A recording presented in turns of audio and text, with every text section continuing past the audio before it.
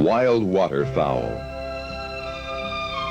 Who has seen them on the wing in the majesty of their numbers and not felt within him a kindred spirit yearning to share in their grace, their nobility, their glory?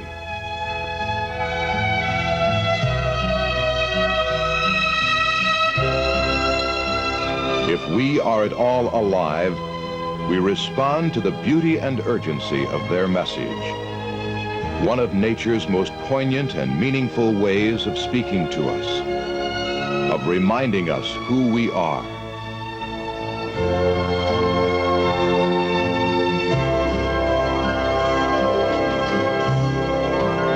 But how many Americans and Canadians ever experience such a stirring sight? Almost 70% of us now live in concentrated urban areas. And how often do we really get away?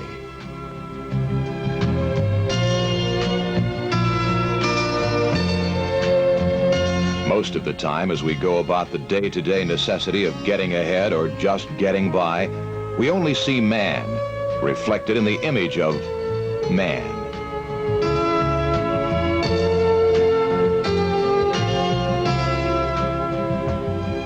Without close contact with nature and the nearly infinite variety of her magnificent creatures,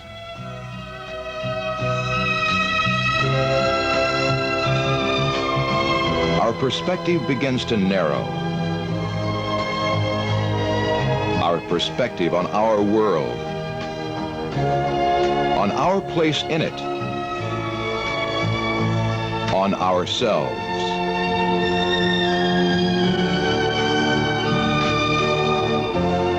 One good way to break this spell of our routines is always at hand: the sky.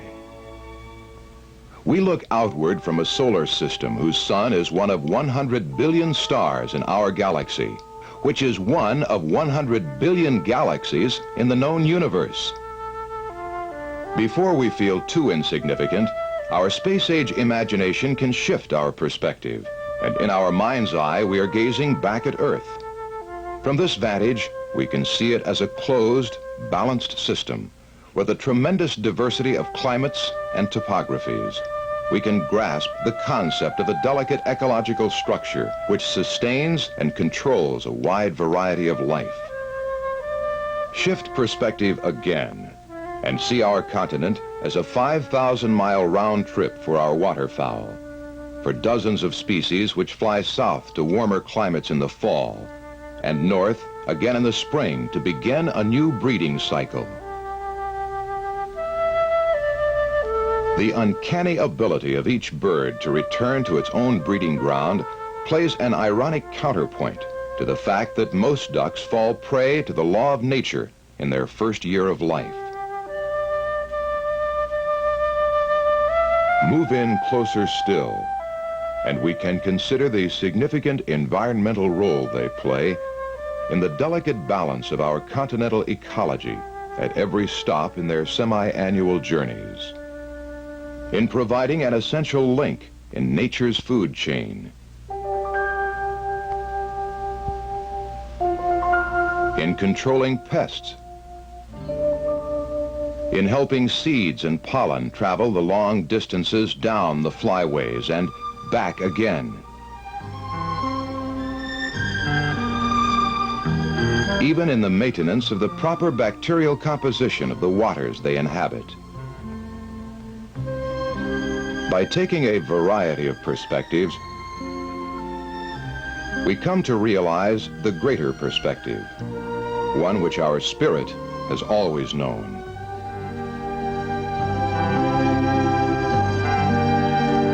But, as Alfred Einstein would point out, our perspective must be expanded in time as well as space.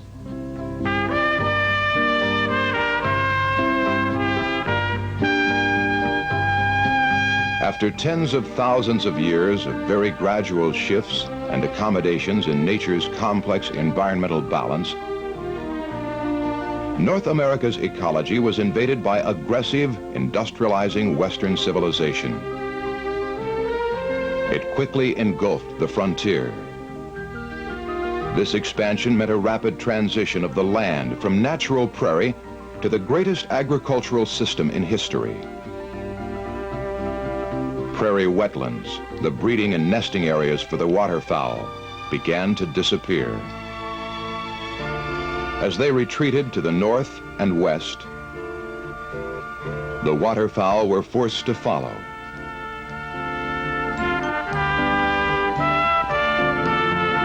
Fewer breeding areas meant, of course, fewer clutches. And a declining waterfowl population meant higher percentage losses from normal factors. Disease, predators, subsistence and recreational hunting, and other natural phenomena. By the 1930s, so many millions of acres of wetlands had been drained or burned that when the inevitable drought struck, it became the Dust Bowl. This was a staggering blow to waterfowl, as well as to man.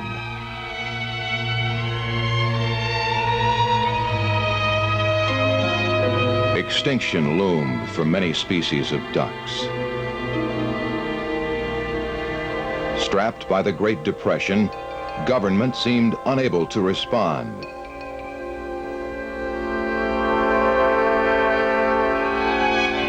A few conservation-minded private citizens perceived the danger and set about to readjust the public's perspective on the waterfowl plight.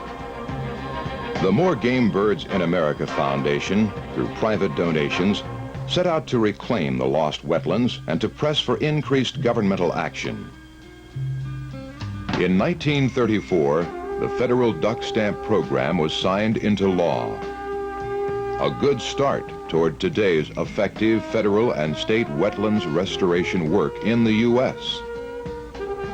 But 80% of the waterfowl breeding grounds are in Canada, and U.S. federal dollars cannot go to reclaim Canadian wetlands.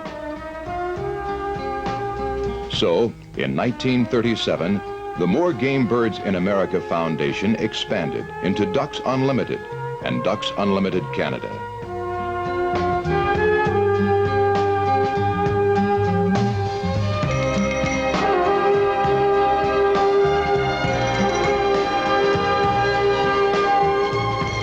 By 1970, Ducks Unlimited of Mexico joined their northern counterparts to add a new dimension to waterfowl preservation by encouraging protection of the crucial winter resting areas.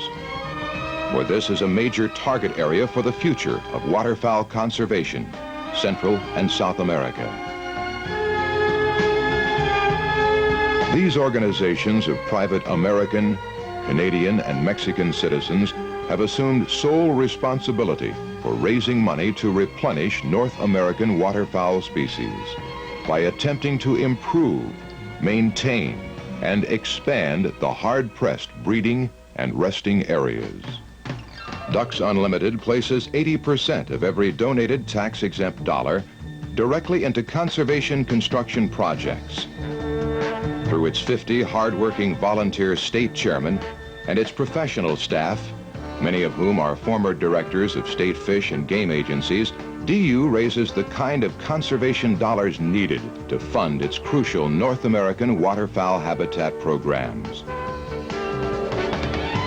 These monies are channeled to DU Canada, whose network of highly trained biologists and engineers works in close cooperation with landowners and federal and provincial governments to develop water control systems which benefit agriculture and a wide variety of wild creatures, in addition to their top priority, waterfowl. DU Canada also works with some of the finest wildlife specialists on the continent, as here at the Delta Waterfowl Research Station on Lake Winnipeg. Delta, like Ducks Unlimited, was founded in the Dust Bowl era of the dirty 30s, and it looked as though the waterfowl resource was finished. The objectives, they're essentially two: to provide new knowledge for the management of the waterfowl resource and the trained young men and women to put that knowledge to use. And I guess we've carried that to the extreme in this marsh ecology research complex. Marshes have been studied in their natural state, but they've never been studied under a situation not unlike an outdoor laboratory. This is a joint project between the Delta Waterfowl Research Station and Ducks Unlimited. It's pretty exciting, and it's the first of its kind in the world. The total size of the area is 150 acres. We have the area divided into 10 15-acre ponds. The infrared is a new technique that we've just started to use, by which the marsh surface is photographed from about 6,000 feet and contrasts the various colors of green in the vegetation. And that is a rough barometer on what stage the marsh is, how productive it is for things that we're interested in, like ducks and muskrats. Our basic plan is to manage the water over the next 10 to 15 years and study the kinds of things that affect the emergent vegetation, which is the foods that ducks grow on and live in. It's the kind of places that ducks nest in. We're also interested in the cycling of nutrients in the soils and in the water, and so on. These are all very basic things which, when we understand them better, we think will lead to a much more insightful management of prairie wetlands, not only in Manitoba, but all of Western Canada, and in effect, in all of the wetlands in the Northern Hemisphere in the world. From as early as 1935, Ducks Unlimited has conducted periodic transcontinental bird and water surveys to make available information to governmental agencies on waterfowl populations, and so aid them in the setting of environmentally considered seasonal hunting limits. Because a scientifically controlled harvest is a significant factor in maintaining the proper balance of any wildlife species. But today, North American waterfowl face their greatest challenge to survival. The worldwide demand for Canadian and American agricultural products is great and growing with a growing world population.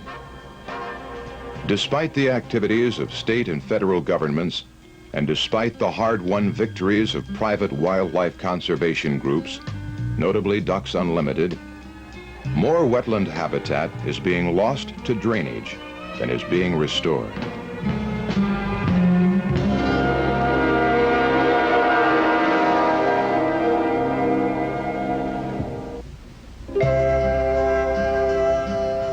That is Ducks Unlimited's perspective on the situation, an informed perspective that more and more people are coming to share. I guess really it takes society a few generations to cotton to the idea of conservation. It takes sort of a groundswell, you know, like what's going on now.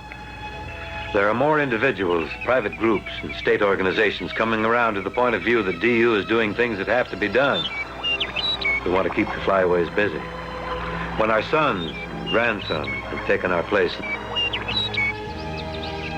It's not that I think Ducks Unlimited is the savior of our environment, but while many other groups are telling us what we can't do, DU has been showing us what we can do for over 35 years, and it's that can-do spirit that I believe in.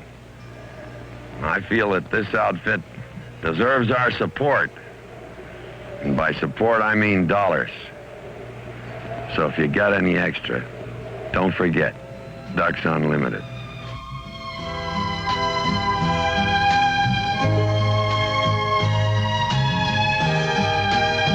They are among nature's most noble creatures, and they are our responsibility. Won't you join them in their nobility?